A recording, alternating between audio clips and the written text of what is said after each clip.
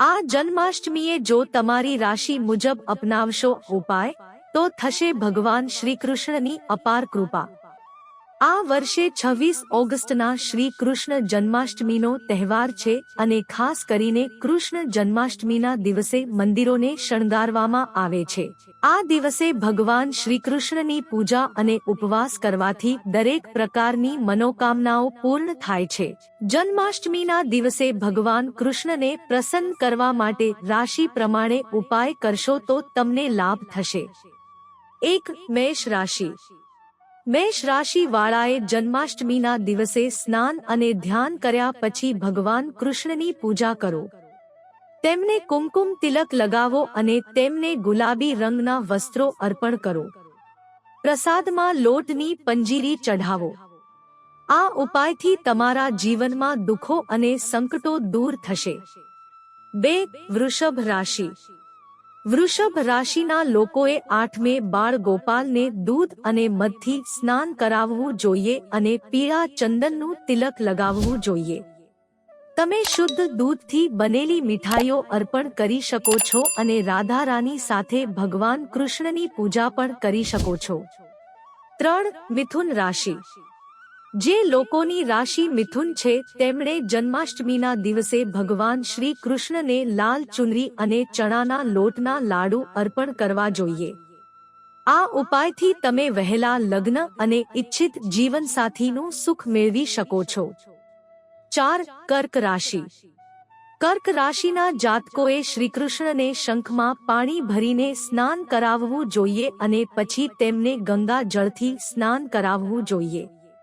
પ્રસાદમાં ચણાના લોટની પંજરી અવશ્ય સામેલ કરો। 5. સિંહ રાશિ।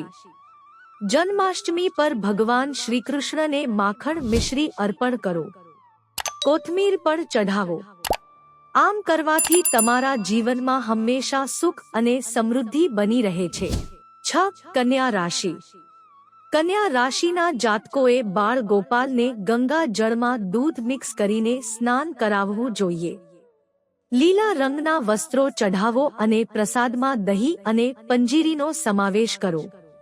7. તુલા રાશિ। તુલા રાશિના લોકોએ લાડુ ગોપાલને દૂધથી સ્નાન કરાવવું જોઈએ અને પીળા ચંદનનું તિલક લગાવવું જોઈએ।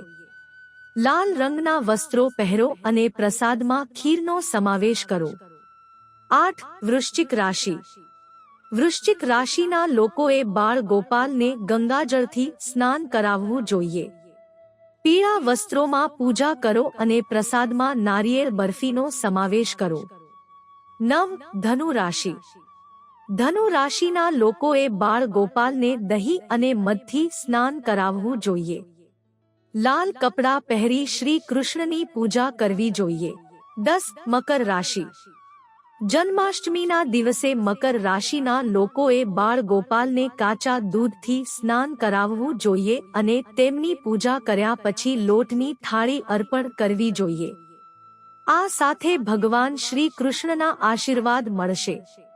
11. કુંભ રાશિ।